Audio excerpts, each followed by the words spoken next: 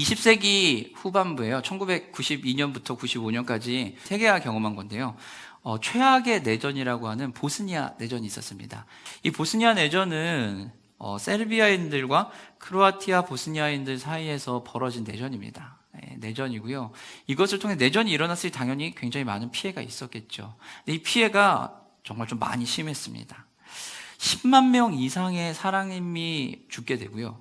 그리고 220만 명 이상의 사람들이 집을 잃게 되었고, 그리고 전쟁에서 제일 많은 피해를 보는 무리가 어린 아이들과 여성들이잖아요. 12,000여 명의 여성들이 강제로 유린을 당하는 그런 일들이 있었다고 합니다. 전쟁은 굉장히 추악하고 굉장히 불합리하고 모든 논리와 모든 인권은 다 무시되고 다 힘의 논리만 우선시되는 것이 바로 이 전쟁입니다. 이 보스니아 내전이 일어나고 있던 시기에 이 보스니아 내전 가운데 한 명의 첼리스트 연주자가 등장을 합니다. 이 사람이 사라예보의 이 전쟁 한복판에 등장을 해요. 첼로 하나를 들고 완벽한 연주복을 풀로 딱 입고 폭격의 포탄이 날아다니는 그 사라예보 한복판에 들어가서 첼로를 연주를 하기 시작합니다. 첼로를 연주하는 이는요, 바로 베르단 스마일로비치라고 한 첼리스트인데요. 이 베르단 스마일리스트가 있던 그 사라예보는 자신의 가족들이 살던 지역이었고 자신의 친구들이 살던 지역이었던 것입니다. 전쟁에 대해서 이 참혹한 이 현장 한가운데 건물이 무너지고 가족도 친구들도 모두 죽어간 그 도시 한복판에서 완벽한 옷을 입고 완벽한 연주복을 입고 첼로 하나를 들고 들어가서 연주를 한 거예요. 이 스마일로비치 같은 경우는 죽음의 위협을 느끼고 있는 상황일 것입니다. 왜냐하면 폭격이 막 날아다니니까요. 폭탄이 막 날아다니니까 이게 보통 일이 아니잖아요. 근데 첼로를 들고 들어가서 죽음의 위협을 무릅쓰고 저격당할 위협을 무릅쓰고 첼로를 연주합니다.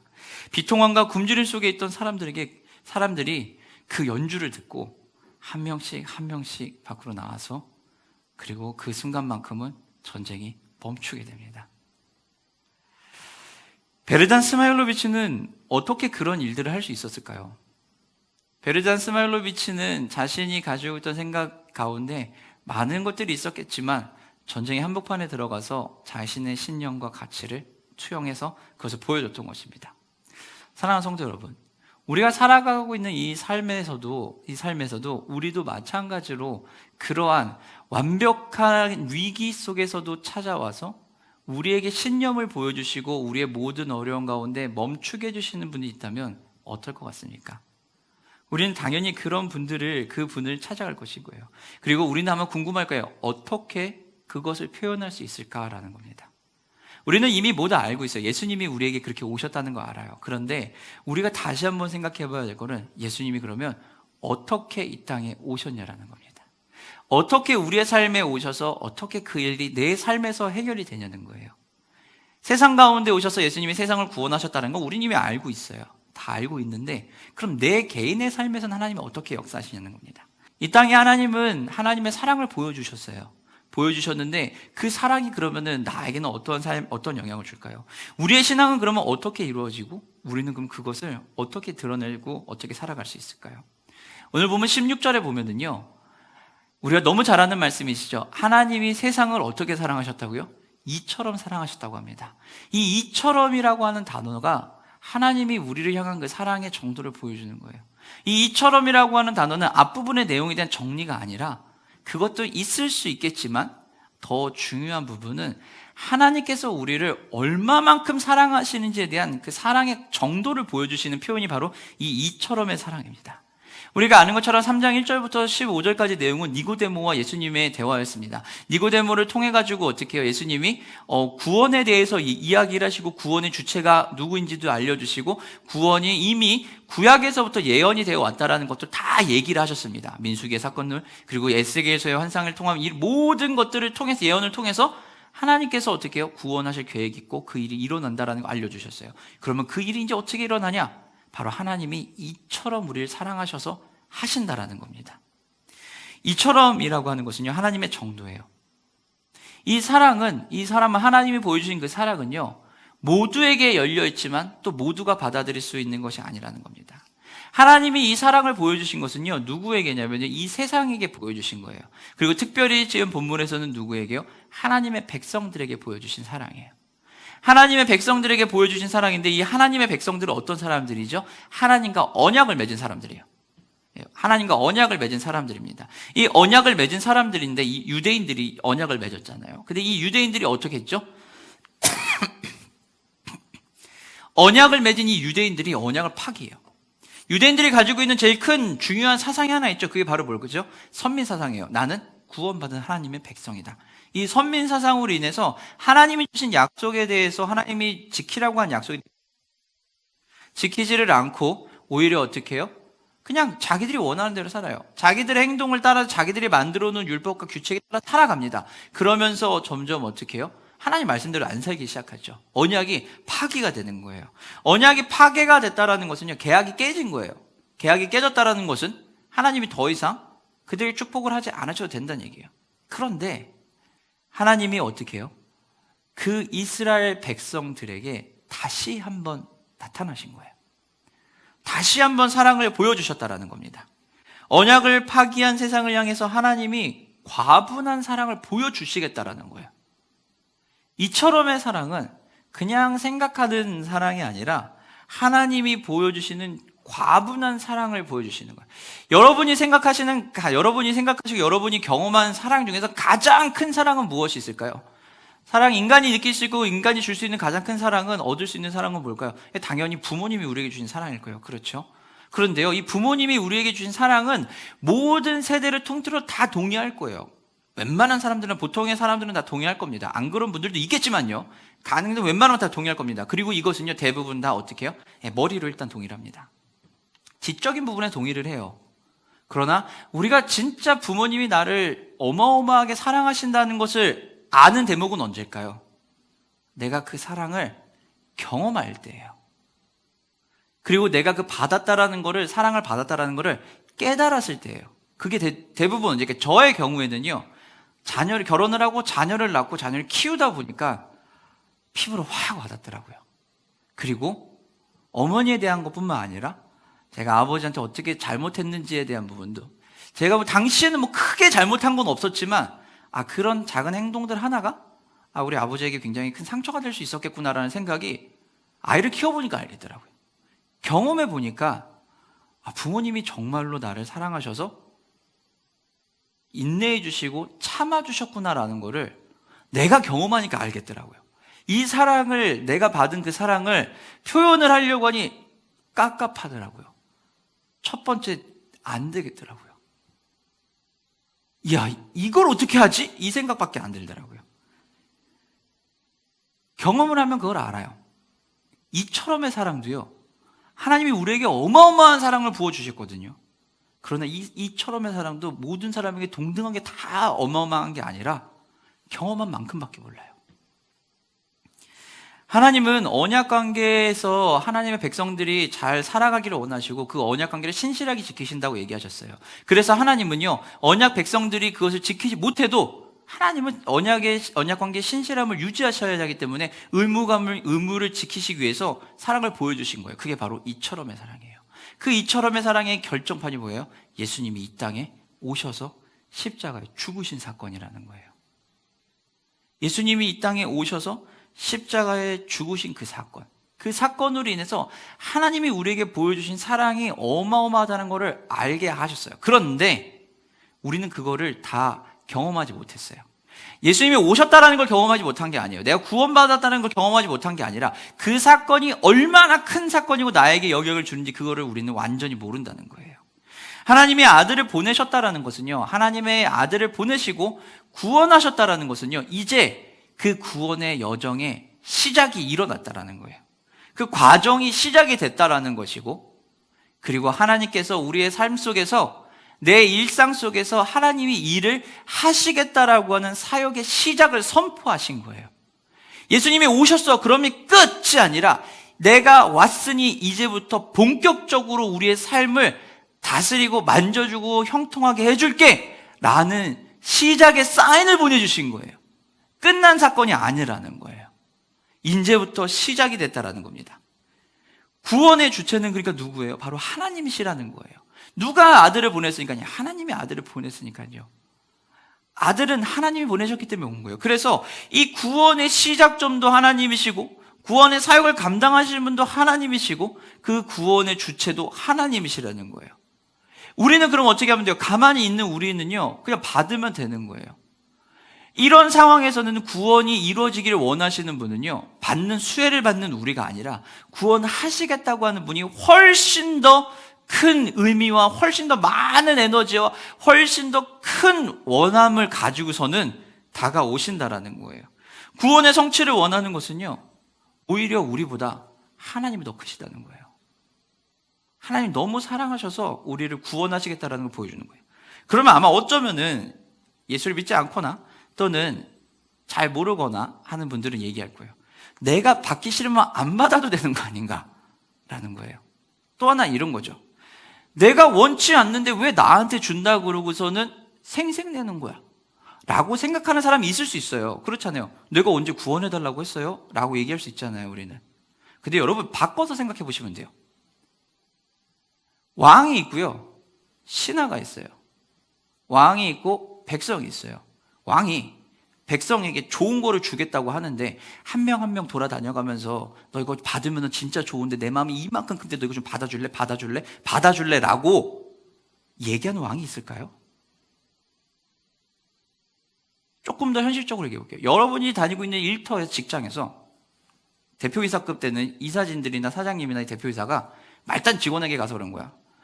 너가에게 이거를 내가 주면 네가 진짜 너무 행복할 것 같은데 내가 이거 주고 싶은 너무 마음이 큰데 이거 받을래? 이거 안 받아도 상관은 없는데 이거 꼭 받아주면 좋겠네. 이렇게 얘기하는 대표가 있을까요?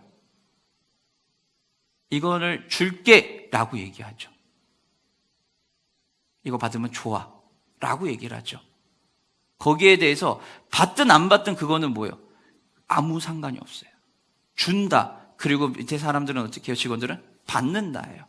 끝이에요. 하나님과 우리의 관계는 이거보다 더 큰 관계거든요. 근데 우리는 거기에서 하나님이 우리에게 구원을 주시겠다라고 하니까 약간 저 자세로 오니까 우리가 왕이 된 것처럼 내가 원치 않는데 뭘 주니까 이렇게 얘기하는 거예요. 내가 원치 않는데 왜 주세요? 이렇게 얘기할 수 있냐는 거예요. 그럴 수가 없다는 거예요. 직장에서도 하물며 그게 안 되는데 가정에서도 그게 쉽지 않은데 어떻게 하나님과 나 사이에서 그런 일이 벌어질까요? 있을 수 없는 거예요. 근데 하나님이 더 구원하시길 원해서 구원의 완성을 원하셔서 어떻게 해요? 우리에게 직접 오셔서 한 명 한 명에게 다가가시는 거예요. 그리고 얘기하시는 거예요. 내가 구원할 거야 라는 겁니다. 구원의 주체도 하나님이고 구원의 시작도 하나님이에요. 그리고 구원을 원하시는 분도 하나님이에요. 근데 그 구원의 수혜는 다 누구에게 와요? 우리에게 와요. 우리에게 오는 거예요. 하나님이 우리가 하나님의 구원받은 백성이 안 된다고 해서 하나님한테 손해볼 게 있을까요? 하나도 없어요. 아무것도 없어요. 아무것도. 그럼 구원을 받으면 우리는 어떻게 돼요? 손해볼까요? 아니, 우리는 수혜예요. 무조건 수혜와 혜택을 받게 됩니다. 이득이 남는 거예요. 근데 우리가 그걸 가지고 그래요. 내가 안 받으면 내가 손해보겠다는데 왜 당신이 그럽니까? 당신 손해입니까? 이 생각을 하면서 거부를 하는 거예요. 그게 아니라는 겁니다. 우리가 이런 생각을 할 수도 있기 때문에 하나님께서는요, 더 구체적이고 실제적으로 하나님의 사랑을 보여주신 거예요. 어떻게 해요? 그게 바로 예수님을 보내주신 거예요. 예수님을 보내주신 거는 그저 큰 사랑에 대한 증거가 아니라 그 큰 사랑이 와서 어떻게 길을 인도해 주는지를 보여주는 길을 안내해 주는 역할도 하나님이 직접 하신다라는 거예요. 예수님은 세상을 향해서 구원의 메시지를 선포하면서 하나님의 마음을 알려주시고 하나님의 사역, 구원의 사역이 어떤 것인지 다 알려주세요. 그러면서 하나님의 마음을 전달해주는 역할을 하고 하나님께서 인도하시는 그 길로 이끌어주는 길잡이의 역할도 같이 해주신다는 거예요. 아들의 역할은 다른 역할보다도 중요한 역할 중에 하나 바로 하나님의 마음을 온전히 계시해 주는 게 아들이 가진 역할이에요. 그러니 직접 이 땅에 오셔서 아들의 그 역할을 잘 감당하시는 거예요. 구원은 그렇기 때문에요, 하나님이 우리와의 사이에서 맺어진 우리를 하나님의 백성을 삼으시겠다고 한 약속이에요. 그렇기 때문에 이 구원은요, 무조건 관계성 안에서 이루어져요. 관계성 밖에서 이루어지는 구원이란 존재하지 않아요. 하나님과 사람 사이의 관계성을 전제로 해서 이루어지는 사건이 바로 이 구원의 사건입니다. 하나님이 뜻하신 것이고 예수님이 성육신하신 것이에요. 그래서 우리 땅에 오셔서 한 명이라도 더 하나님의 백성이 돌아올 수 있게, 빠르게 돌아올 수 있게 만들어 주시는 거예요. 그리고 이 구원을 통해서 어떻게 돼요? 이 구원의 여정을 통해서 우리는 경험을 하게 됩니다. 하나님의 사랑을 경험을 하게 되고요. 그 경험을 통해서 우리는 이 구원의 여정을 떠날 수 있게 된다는 거예요. 그리고 이 구원의 경험은 하나님 사랑을 내가 경험을 해야 되는 부분이기 때문에 하나님의 계획과 사람의 믿음이 반응을 하는 그 안에서 이 구원의 경험을 하는 거예요. 사람의 믿음이 반응해서 구원을 얻는다가 아니라 구원의 경험은 우리가 믿음으로 반응할 때 그 경험을 체감한다는 거예요. 절대 우리의 의지가 들어가서 우리의 힘이 들어가가지고서는 우리가 구원을 얻었어가 아니라 내 열심으로 구원 얻었어가 아니라 우리의 믿음이 반응을 해서 하나님의 구원의 그 경험이 얼마나 거대하고 큰지를 내가 경험할 수 있게 되는 거예요. 우리가 사랑을 기억하고 있는 그 사랑이 큰 것은 우리가 그것을 크다고 느끼는 것을 내가 경험했기 때문인 것처럼요. 하나님의 구원의 경험도 하나님의 그 부어주신 사랑이 내 삶에 얼마만큼 뼈저리게 피부로 와닿느냐에 따라 가지고서 우리는 그것을 알게 돼요. 하나님이 그리스도를 보내신 이처럼의 사랑은요. 그렇기 때문에 정도도 있지만 또 하나는 뭐예요? 바로 드러내주는 사랑이에요. 완벽하게 드러내주는 거예요. 표현을 안 하면 어떻게 돼요? 몰라요. 모르기 때문에요. 표현을 해야 돼요. 표현을 하지 않은 상태에서도 다 알면요. 얼마나 좋을까요? 그러면은 저도 여러분에게 기도 제목 써서 내라고 얘기 안 할 거예요. 왜냐하면 보기만 하면은 이분은 이런 생각을 하고 이런 기도 제목을 갖고 사는구나. 제가 다 알면은 굳이 그걸 물어볼까요? 아니야, 안 물어봐요. 아니까요. 오히려 그 상황이 어떤지 물어보겠죠. 그러나 표현이 안 되면 어떻게 돼요? 몰라요.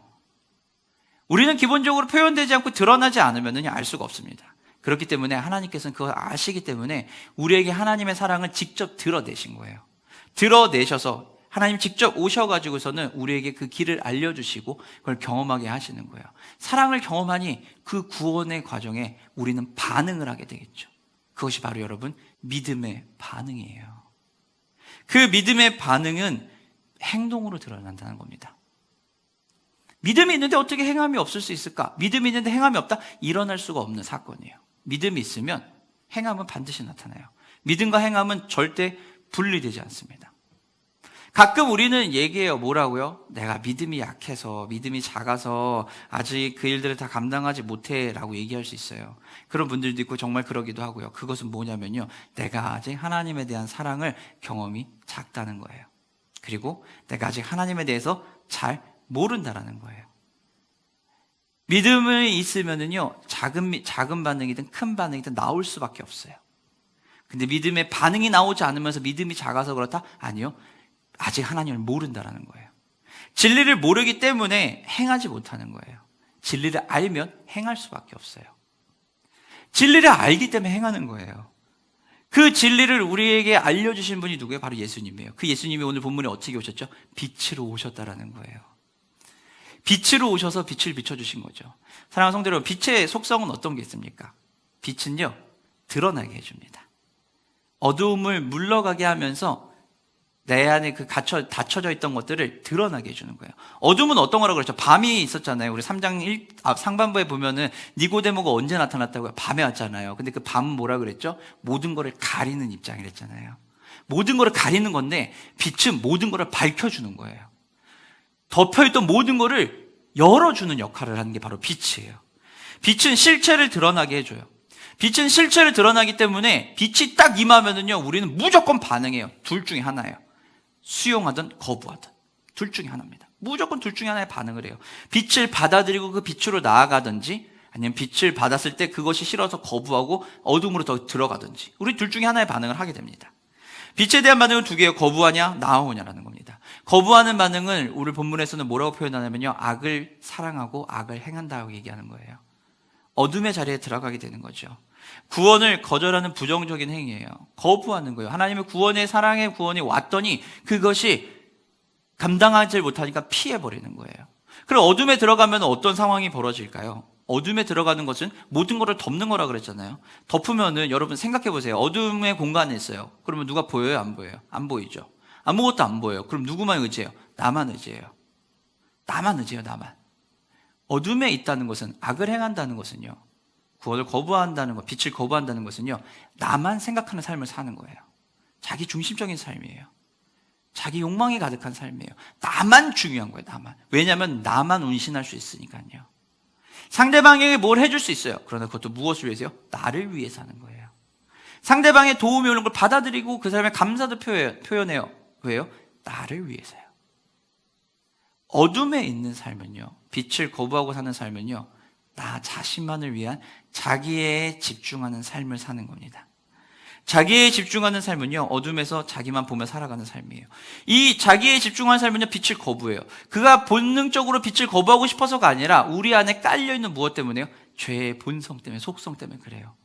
죄가 우리를 너무 심각하게 올가매고 죄가 엄청난 강력한 에너지와 영향력을 우리에게 주기 때문에 우리가 어떻게 해요? 그 빛이 들어오는 걸 차단막에 대해서 가려져서 막히는 거예요. 빛으로 나오지 못하는 것은요, 자기 중심성을 포기하지 못하기 때문에 그래요. 그것이 바로 죄라는 거예요. 이것이 어마어마하게 심각하거든요.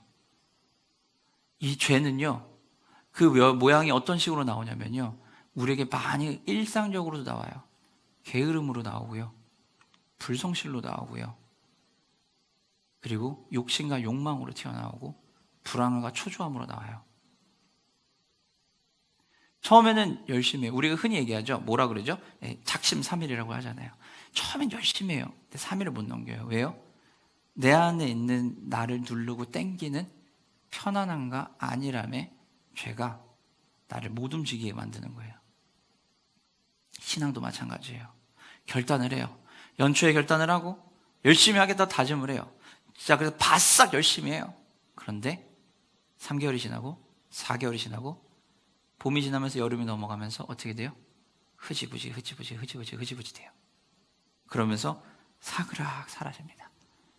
제일 큰 거는요, 너무 안타깝게도 저에게도 하는 얘기가 게으름이에요.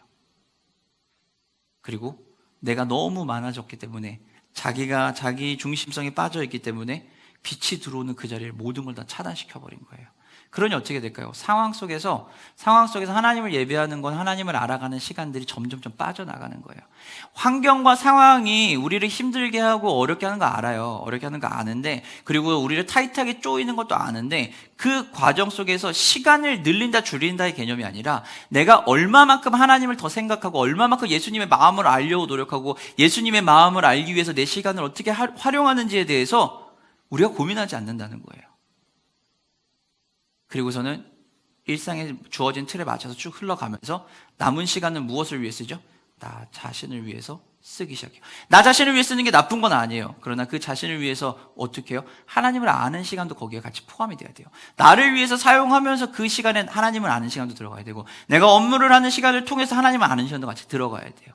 이 업무를 통해서 내가 단지 그냥 돈을 벌겠다, 맡겨진 일이니까 하고 끝내겠다가 아니라 이 일을 통해서 내가 어떻게 하나님께서 주신 이 자리에서 하나님의 것들을 할 수 있을지를 고민하면서, 장기적으로 고민하면서 어떻게 해요? 일들을 감당하는 거예요. 그게 하나님을 생각하고 하나님의 마음을 알면서 우리가 나아가는 방법이에요. 그것이 바로 빛으로 우리를 인도하신 그 예수님의 마음을 따라서 그 빛으로 나아가는 삶이라는 거예요. 죄가 우리를 아무리 침투하려고, 죄가 우리를 누르려고 해도 빛으로 인도되어 있으면은요, 우리는 그 빛에서 절대 빠져나올 수가 없다라는 거예요. 빛이 있으면 좋은 건 아니까요. 예수님이 우리에게 보여주신 그것이 바로 은혜인데, 그 은혜가 바로 빛으로 나오게 하는 거예요. 사랑하는 성도 여러분, 초대 교회의 성도들은요, 카타콤에서 생활을 했어요.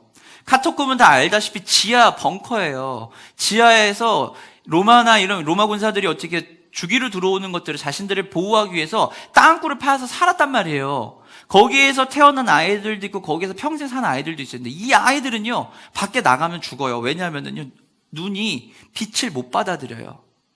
근데 문제는 어떤 일이 있냐면요, 카타콤이 침범을 당하고 로마 군사들이 들어와서 핍박을 할 때 어른들이 탈출할 수 있었던 유일한 방법이 무엇이었냐면 바로 이 카타콤에서 성장한 아이들의 도움 때문이었다라는 거예요. 그 아이들이 카타콤을 세상을 다 알고 어둠에 완벽하게 적응해 있는 아이들이기 때문에 이 아이들은 다 보이는 거예요. 그러니 어디로 도망가야 되는지를 아는 거예요. 그래서 그 아이들의 도움으로 어른들이 살아났대요. 환경은 그렇게 우리를 억누를 수 있어요. 하지만 그 환경에서 내가 무엇을 하고 어떤 일을 하고 어떻게 행동해야 될지는요, 내가 예수님을 얼마만큼 알고 내가 예수님이 주신 이 상황에서 어떻게 해결할지, 어떻게 행동할지를 알았을 때 우리는 그걸 움직일 수 있는 거예요. 시간이 많아지고 모든 게 많아지고 내가 원하는 것들이 다 가져지고 채워지고 맞춰지면은 움직일 수 있다? 아니요.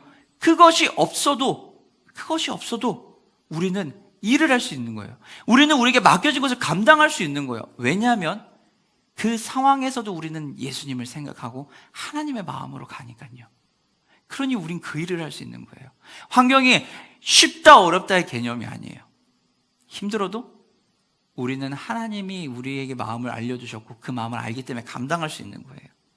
믿음은 행함과 절대 분리되지 않아요. 믿음은 곧 진리를 행하는 거기 때문에 그래요. 내가 진리를 알고 내가 진리를 경험하면 우리는 그 진리를 행할 수밖에 없다는 겁니다. 자신이 믿는 바를 우리는 실천을 해요. 우리는 세상 사람들은 그거를 뭐라 그래요? 신념이라고 불러요. 여러분 마음 가운데 하나님의 신념이 있는지 아니면 나의 그냥 세상의 신념이 있는지는 내가 제일 잘 알잖아요. 그 일들을 우리는 해야 돼요. 그러므로 믿음은요, 행함으로 증명이 되고요. 그 믿음의 행함은 무엇으로 드러날까요? 열매로 드러나게 돼요.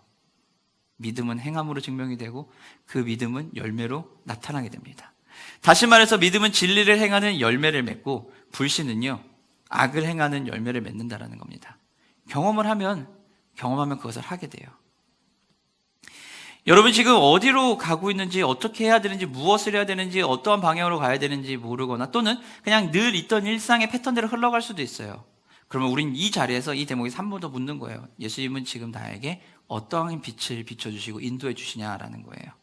언제 초대하는지 알기 위해서, 언제 예수님께서 우리를 그 길을 열어주시고 그 길 가운데 걸어가게 해주시는지 알기 위해서 우리는 어떻게 해요? 예수님을 더 알아가야 돼요. 예수님은 근데 우리가 알 수 있도록 알려주세요. 근데 한 방의 빛을 빵 터트려 주진 않으세요. 여러분 다 우리 경험해 봤을 거예요. 터널을 지나고 있다가 터널 안에 있는데 터널을 있다가 차가 쑥 지나가서 터널을 밖에 나오면 어떻게 되죠? 빛이 빵 하고 들어오면은 순간적으로 보이지 않습니다. 빛이 너무 많이 들어오니까요. 그러면은 위험해요.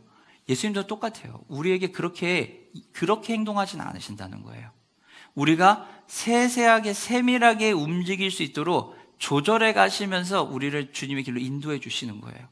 한 방에 다 던져놓고 자, 다 줬으니까 네가 알아서 해. 이분이 아니라 하나씩 하시는 거예요. 그렇게 하기 위해서 예수님이 어떻게 해요? 이 땅에 오셨다는 거예요. 시작하시겠다라는 거예요. 우리가 예수님을 알려주시는 하나님의 마음을 알려면요, 우리의 삶 속에서 하나님으로 가득하려면요, 하나님의 그 주어진 것들을 감당하려면 내 안에 예수로 충만해야 돼요. 내 안에 예수로 충만해야 돼요. 다른 것에 충만한 게 아니라 예수로 충만해야 된답니다. 그 알 수 있는 자리가 어딜까요? 예수로 충만할 수 있는 그 자리가 어딜까요? 식상한 답변은 저는 해드릴 수밖에 없어요. 원론적이니까요. 예배의 자리고, 가정에서 예배의 자리고, 일터에서 예배의 자리고, 배우는 양육의 자리고, 제자 훈련의 자리예요. 여러분은 여러분 스스로에게 답을 내실 거예요. 어느 자리에 가야 될지는. 그리고 무엇을 해야 될지도 여러분 스스로가 떠오르실 거예요. 그 일을 주님이 지금 하길 원하신다는 겁니다. 우리를 빛으로 인도해 주시는 것은요, 그분의 그 사랑이에요. 그 사랑을 내가 경험했기 때문에 그래요. 경험하지 못하면은요, 아무것도 못해요. 구원은 어둠에서 나와서 빛으로 이동하는 여정이에요. 구원의 과정이 바로 그 여정이에요. 생명의 나라를 경험하는 일이고, 그리고 살 길을 보여주시는 것이 바로 진리예요. 그리고 우리는 그 진리 안에 가면 됩니다. 서두에서 제가 이야기했던 베르단 스마일로비치는요, 폭격과 위험 속에서 연주를 했어요. 여러분 몇 개월 정도 연주한 것 같습니까? 베르단 스마일로비치는 44개월을 연주했습니다. 44개월 동안 폭격과 위협 속에서, 죽음의 위협 속에서 첼로를 연주를 했어요. 그는 전쟁의 광기와 맞서서 연주를 한 거예요. 자신이 할 수 있는 것은 무엇밖에 없으니까요? 연주밖에 없으니까요. 이 연주를 통해서 자신은 전쟁의 광기와 맞서 싸우겠다라는 거예요. 사람들이 베르단 스마일로비치에게 물어봤습니다. 어떻게 그렇게 할 수 있었습니까? 그는 이렇게 대답합니다. 그들은 굶주렸지만 그렇다고 영혼이 없는 것은 아니었습니다. 그들은 굶주렸지만 영혼이 없는 것은 아니었습니다. 인간의 삶에서 아름다움과 선함, 진실함을 빼버리면 그 빈자리에 들어오는 것은 전쟁과 광기밖에 없기 때문에 그래요. 우리 안에서도 똑같아요. 우리 안에 하나님이 부어주신 그 선함과 진리와 성실함과 인자하심과 하나님의 사랑에 빠져버리고 나면 뭐밖에 안 남을까요? 내 안에 쌓여있는 욕망과 탐욕과 탐심과 그런 본능적인 죄성들밖에 남지 않는다는 겁니다. 우리 인생의 한복판에 아름다움, 선함, 진실함, 그리스도의 사랑이 빠지면 불안함과 두려움밖에 남지 않아요. 왜냐하면 모든 걸 내가 다 해결해야 되니까요. 모든 상황을 내가 다 해결해야 되니까요. 그러니 안 되는 거예요. 또는 모두가 나를 도와줘야 한다고 생각을 하니까 안 되는 거예요. 하나님의 도우심을 구하는 것이 아니라 세상의 도움을 기다리기 때문에 안 되는 거고, 하나님이 일하시는 것을 보는 걸 기다리는 게 아니라 세상이 날 위해 뭘 해줄지를 기다리는 것 때문에 그래요. 이 땅에 오신 예수님, 십자가를 가지고 오신 그 십자가를 지고 오신 예수님이요, 우리에게 십자가에서 얘기하시는 거예요. 수고하고 무거운 짐진 자들아 다 내게로 오라. 내가 너희를 쉬게 하겠다. 나의 멍에는 작고 가벼우니 나의 멍에를 짊어지고 가자. 라고 예수님이 지금 우리에게 얘기하시는 거예요. 하나님께서 이 땅에 오심으로 인해서 십자가의 그 일을 완성하시고 길을 여심으로 인해서 우리가 이제는 그 길을 걸어갈 수 있게 되는 거예요. 그 사랑이 우리를 빛으로 인도하게 하는 거예요. 사랑하는 성도 여러분, 지금 여러분의 마음속에 움직여야 되는 그 빛의 자리는 어디입니까? 여러분이 빛을 흘려보내줘야 하는 그 빛의 자리는 어디입니까? 일터 가운데 여러분은 어떠한 빛을, 어느 영역에 이 빛을 흘려보내줘야겠습니까? 여러분이 만나는 관계 가운데 누구에게 여러분이 이 빛을 흘려줘야겠습니까? 여러분이 생각하는 그 전도의 대상자들 가운데 어떻게 이 빛을 흘려줘야겠습니까? 그들에게 이것을 어떻게 알려줘야 될까요? 내가 경험을 먼저 해야 되는 거예요. 예수님이 여러분의 삶의 사랑으로 완벽하게, 여러분의 사랑으로 사랑의 비를 여러분에게 적셔주신다면 그 사랑의 비에 적신 나는요, 그 일을 감당할 수 있다는 겁니다. 여러분이 지금 삶의 빛으로 움직여야 되는 그 자리로 예수님은 여러분을 이끄시는 거예요. 마음속에 드는 그 행동 하나, 그것이 바로 지금 예수님이 우리에게 알려주시는 길입니다. 교회를 위해서, 나의 삶을 위해서, 나의 가정을 위해서, 나의 관계를 위해서, 이 관계 모든 것들 안에서 예수님은 제일 좋은 방법으로 가장 최선의 것으로 우리가 빛을 비추며 나아갈 수 있도록 도와주실 거예요. 그리고 그 일을 이끌어 주실 거예요. 그리고 우리에게 이야기하십니다. 그 빛으로 같이 걸어가자고요. 여러분의 마음속에 지금 드는 바로 그 빛의 자리, 빛이 흘러가야 되는 그 자리를 놓고 기도하며 그 자리로 가야 돼요. 그리고 그 자리에서 무엇을 하길 원하십니까? 하나님이 하실 그 일을 바라보시면 돼요. 하나님이 우리에게 다가오셨던 것처럼, 나에게 주셨던 그 사랑처럼 그 사랑이 그들에게도 똑같이 흘러가고 그 사랑이 그 영역 가운데 똑같이 흘러갈 것입니다. 그럼 사랑하는 성도들, 말씀을 마치도록 하겠습니다. 사랑은 온몸으로 경험하는 것입니다. 온몸으로 경험하는 것이 사랑이에요. 그리고 그 믿음은 온몸으로 사랑을 받아들여서 빛을 향해 행동하는 행동입니다. 우리가 하나님의 사랑을 받았다 끝나는 것이 아니라 우리가 사랑을 받았다면 이제는 빛으로 걸어가는 겁니다. 행동으로 이제는 보여주는 거예요. 행동으로 보여줘서 우리의 삶에서 더욱더 하나님의 사랑을 의지하며 나아갈 수 있게 하는 것입니다. 하나님의 나라는 세상을 향한 하나님의 사랑의 표현이에요. 어느 부모가 내 아이가 잘못되길 바랄까요? 아무도 없습니다. 우리가 그 하나님의 사랑에 반응하는 것, 하나님이 이 땅 가운데 하나님의 나라를 세우시는 것이 바로 하나님이 우리를 향한 사랑의 표시예요. 믿음은 하나님께서 우리에게 베푸시는 그 사랑을 경험할 때 우리는 시작할 수 있는 거예요.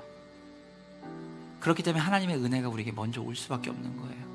내가 뭐가 좋아서 믿음으로 반응하는 게 아니에요.